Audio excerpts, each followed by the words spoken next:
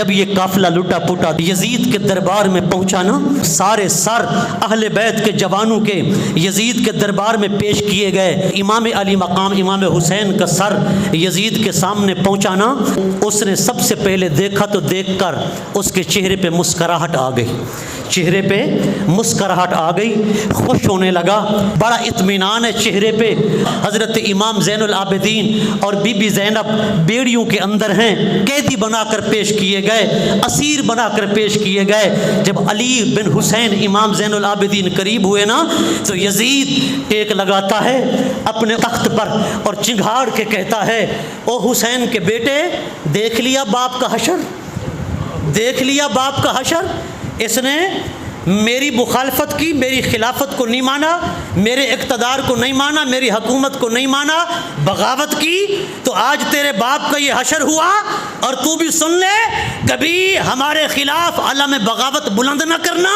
ورنہ تیرا حشر بھی یہی ہوگا۔ اور سن او حسین کے بیٹے، آج میں نے بدر والوں کا بدلہ لے لیا ہے، میں نے اپنے قریشیوں کا اور امویوں کا بدلہ لے لیا ہے۔ چنگھاڑ بھی رہا ہے، خوش بھی ہو رہا ہے، پھولا بھی نہیں سما رہا، فتح و کامرانی کا گویا جشن منا رہا ہے کہ میں کامیاب ہو گیا، مجھے فتح مل گئی، حسین بن علی مارا گیا، ان کو ہم نے شکست دے دی۔ میں نے کہا آج یزید کو بے گناہ ثابت کرنے والوں، یزید کی وکالت کرنے والے بدترین بندر نما ریش نما مولویوں، بتاؤ کیا جواب جرم دو گے تم خدا کے سامنے؟ کہتے ہو وہ بے گناہ ہے، اس کا کوئی قصور نہیں، یہ سارا قصور ابن زیاد اور شمل لعین کا ہے۔ وہ جو کہہ رہا ہے میں نے بدر میں اپنے ابو اجداد سے بدلہ لے لیا ہے، اور جو خوش ہو رہا ہے، کیا وہ حسین بن علی کے قتل کا آرڈر جاری نہیں کر چکا تھا؟ اس نے ولید جو مدینے کا گورنر تھا اس کو بھی خط لکھا، اس نے ابن زیاد کو جو کوفے کا گورنر تھا کہا جیسے تیسے ہو حسین بن علی کو بیعت پہ مجبور کرو، یا اس کا سر تن سے جدا کر کے سر میرے دربار میں پیش کرو۔ یہ یزید کا آرڈر تھا، یہ یزید کا حکم تھا، یزید کسی صورت بچ نہیں سکتا۔ اور پھر اس کے ہاتھ کے اندر چھڑی تھی اور وہ حسین بن علی کے چہرے پہ مارنے لگا،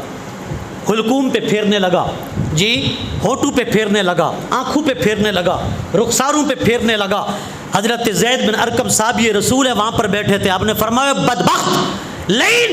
یہ چھڑی ہٹا،